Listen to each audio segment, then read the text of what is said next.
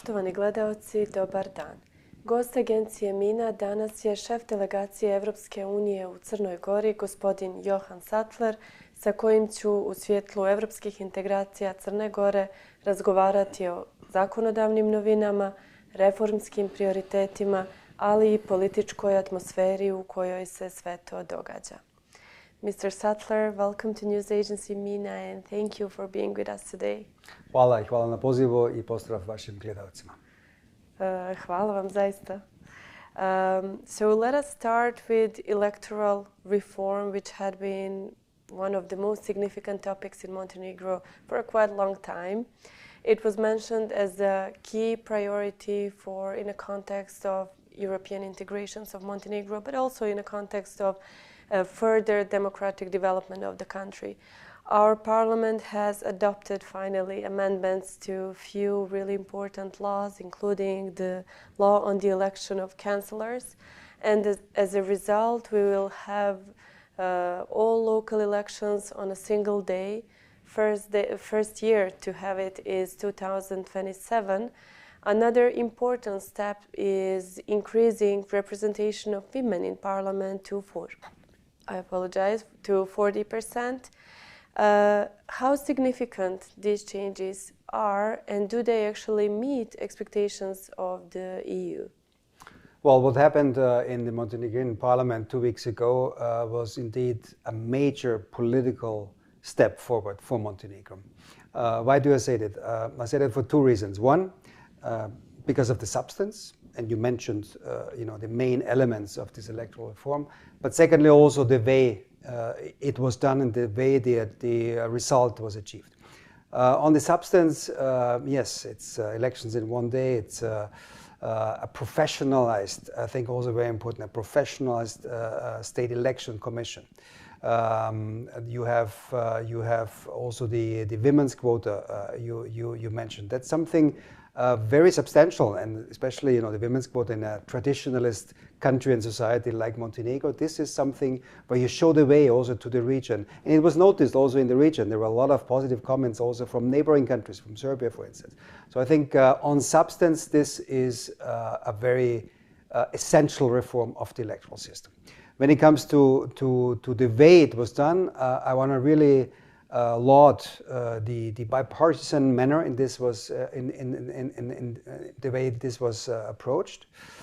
So you had two co-chairs which did a great job.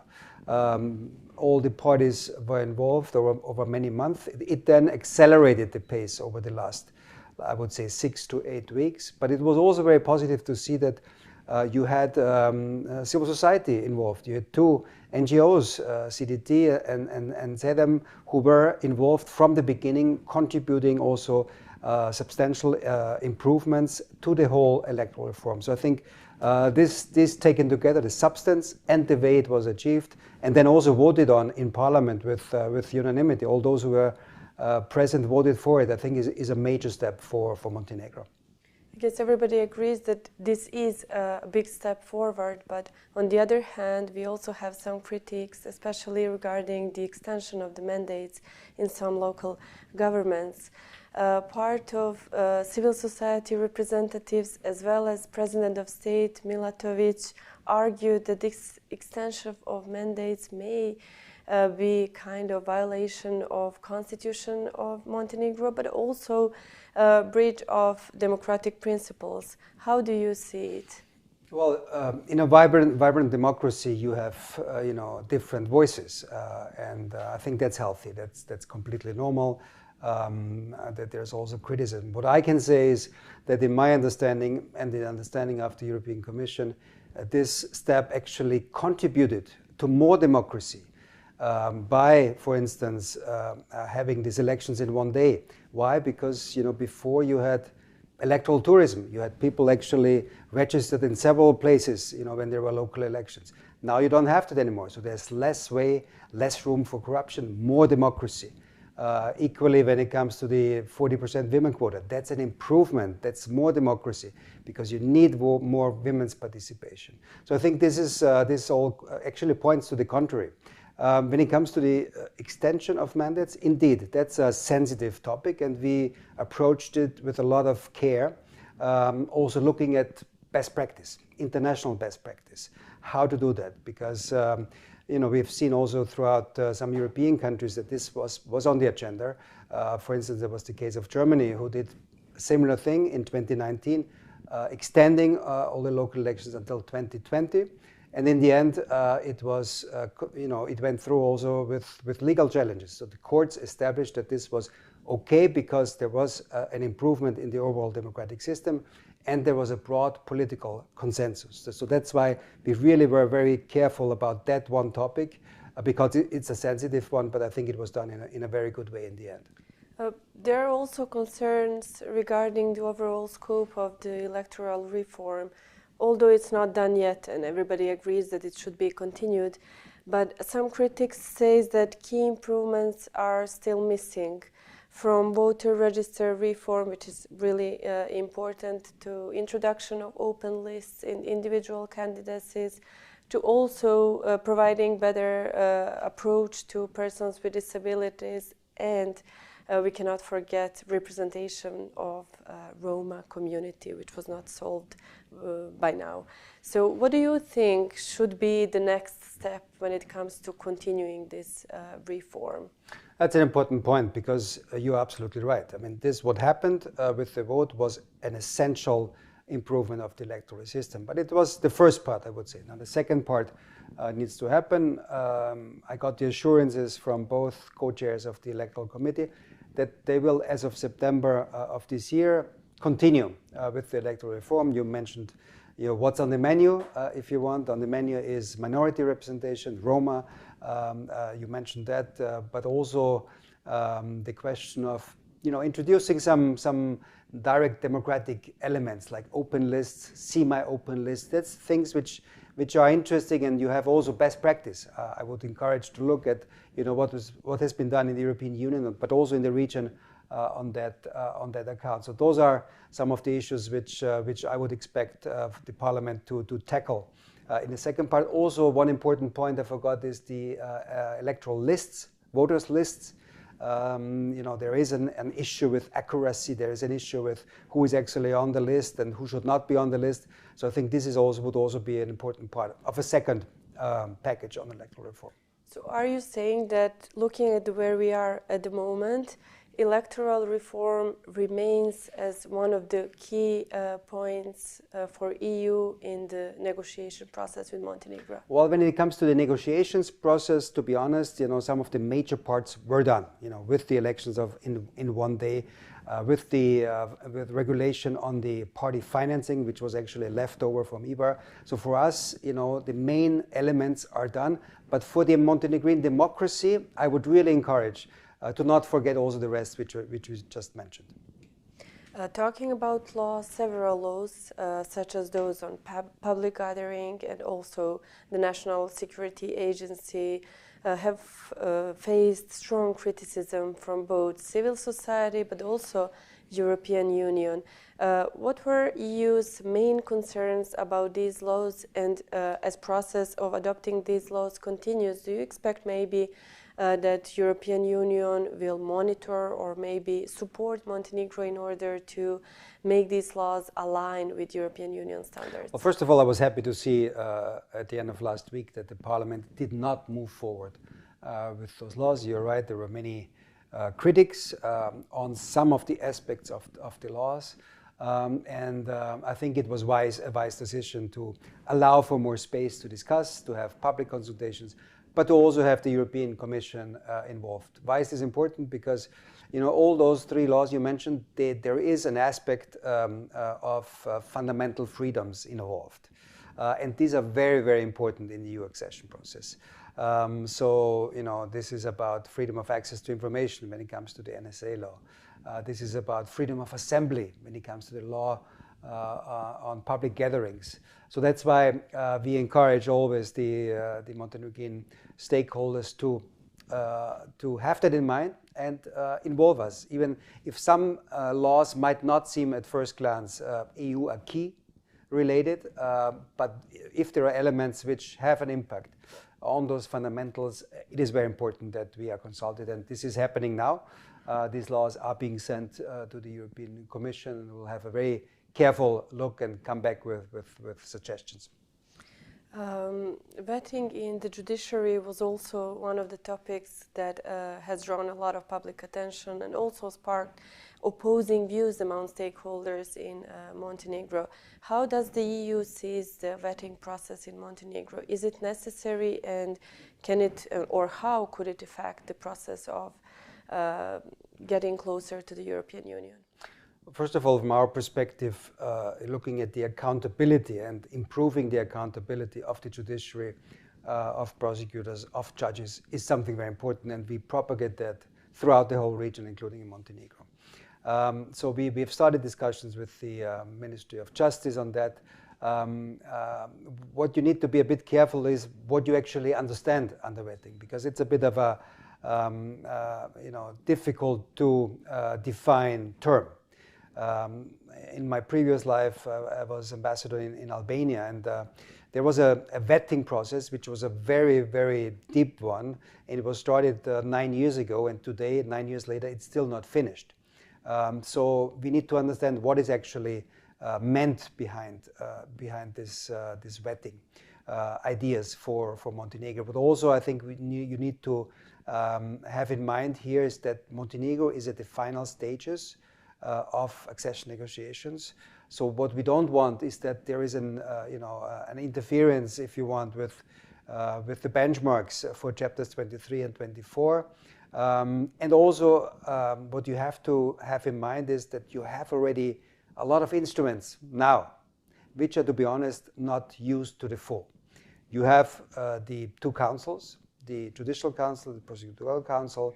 They have all kinds of instruments for disciplinary, ethical breaches, which can be used more. You have performance appraisals for judges and prosecutors.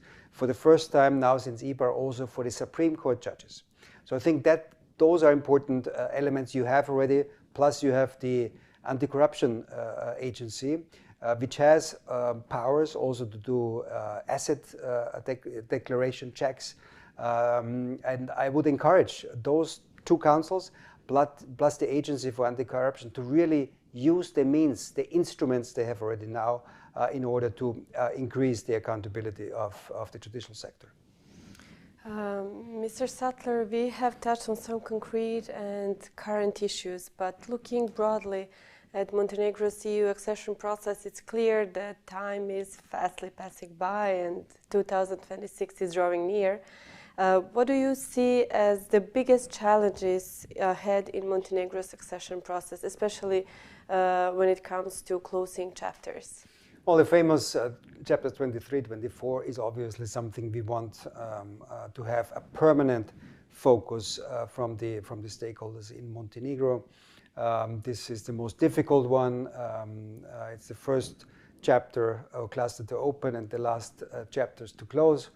So that's definitely a major focus for the period ahead. We'll have a big rule of law forum in November, where we have the spotlight on this sector and what's been happening and what needs to accelerate it, where we want to see more progress. Chapter 27, obviously, environment is very, very important and very difficult also to achieve. But in general, if we are now going to close hopefully 5 chapters in December, and Parliament did all the necessary work until the end of last week. By the way, also was very happy to see that this had big support. So we had the opposition on most of those laws were in favor. That's a very good sign that the opposition is aware that this is bigger than daily politics. This is the European path for Montenegro. So I want to also applaud that bipartisan spirit which we have seen in the Parliament on those questions. So those are some of the issues, 5 chapters until the end of the year. But then don't forget, for next year we would have 10 chapters in the first half and 10 chapters in the second half of 2026. That means there's a lot of technical work which needs to be done, which partially has already started. But I would encourage the Parliament to focus on this and maybe already come back in September and start working on those issues. There's also the question of the Constitutional Court judges, where we need Parliament to quickly move now. It's really high time. We've lost precious time there. There's the question of the central bank. There are the question of 2 vice governors, which need to be elected by parliament, and the 4 members of the governing board of the central bank. So those are all issues which really, I think, tell you that there's a lot of work. The work is cut out. Chapters, central bank, but also the constitutional court, which needs the focused attention of all the stakeholders, but especially the parliament. So do you believe that finishing negotiations by the end of the next year is still doable? It's doable. When this pace? It's doable. Let's talk a little bit about environment, which is really one of the most important topics also in Montenegro, and maybe sometimes doesn't get enough attention. Chapter 27 is actually one of the most challenging in Montenegro's accession process. Campaign Čuvaj da te čuva was recently launched by the support of European Union delegations in Podgorica. Having in mind that here in Montenegro we don't often have these kind of campaigns, do you believe that this initiative can actually speed up the process of Montenegro coming closer to European ecological standards? Well, thank you very much for the question. This is very close to my heart. I really think, coming to your question, if there's enough attention, I feel now there is more attention, and this is important for 2 things. One, for the chapter 27, you mentioned it, there are 8 benchmarks. I'm happy to see some movement now, finally. I'm happy to see movement on the wastewater treatment plants. We have issues in Bodon, we have issues in Bielopolje. On both fronts, I see movement. We need to move. It cannot be that the untreated water of 100,000 people from Podgorica goes into Morača, goes into Skadarsko jezero, goes into the Adriatic Sea. This has to stop. Also, I see progress now on the issue of this beautiful spot you have in Ulcin, which is the Solana, where a management company is being established as we speak, together with the municipality of Ulcin and the state. This is something very positive, and by the way, also one of the benchmarks for closing chapters 27. We see movement on the waste management centers. There are 4 foreseen for Montenegro.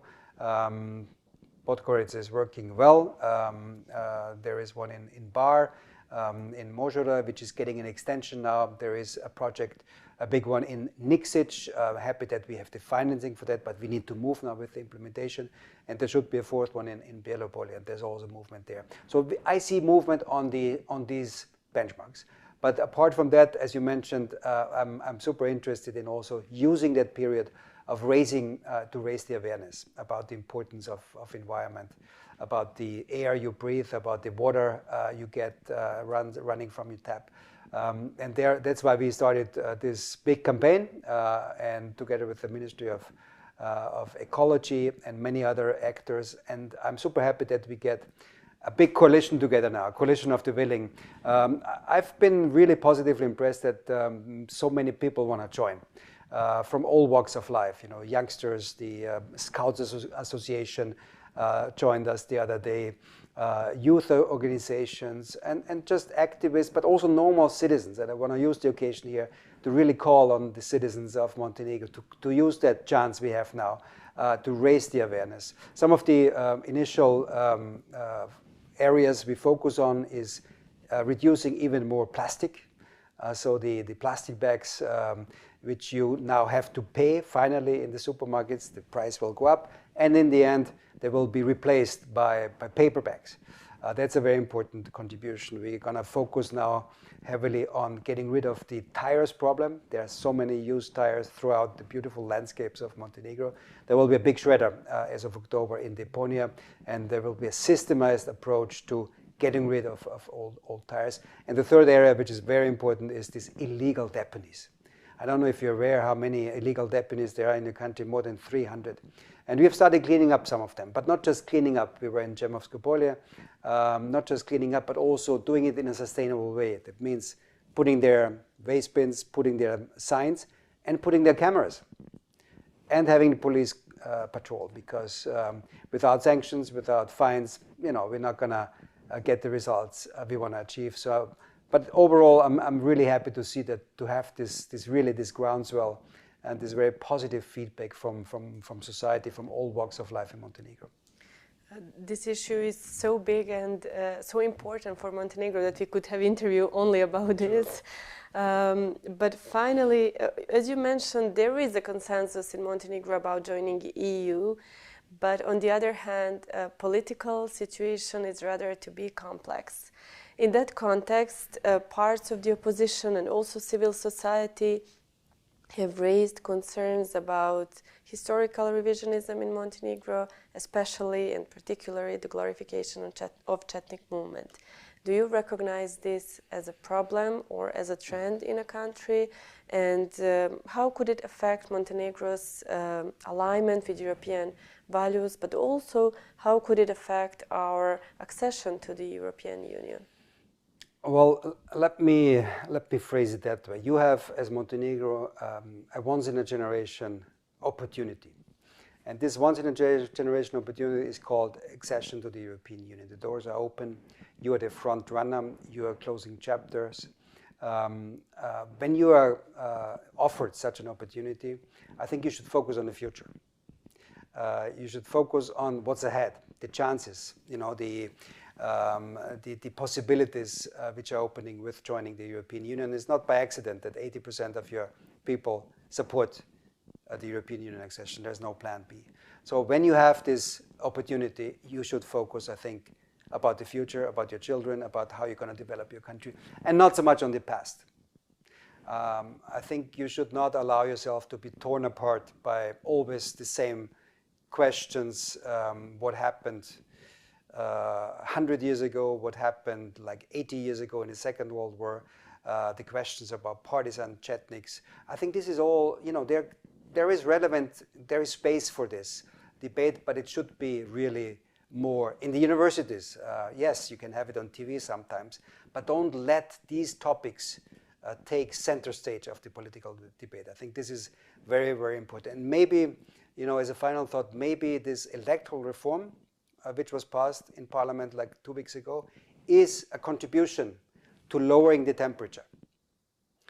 And actually, some of the political representatives told me, with this electoral reform, that was before it was passed, it will be easy for us because we don't have these election campaigns every 3 months. It's easier for us because we don't have, to appeal to our voter space. Now the next elections most likely will be only in 27. And therefore, I think also this electoral reform is important in that context, that it lowers the temperature and there is a full and sustained focus on the important tasks, which is the EU accession process. Mr. Satler, thank you for taking time to engage in this interview and thank you for these important messages. Thank you so much. Poštovani gledaoci, danas smo razgovarali sa ambasadorom Evropske unije u Crnoj Gori, Johanom Satlerom, o ključnim reformama, zakonodavnim izazovima, ali i perspektivi Crne Gore ka članstvu u Evropskoj uniji. Tema je mnogo, ali je jasno da su naredni mjeseci presudni za ostvarenje crnogorskih evropskih snova. Ugodan dan.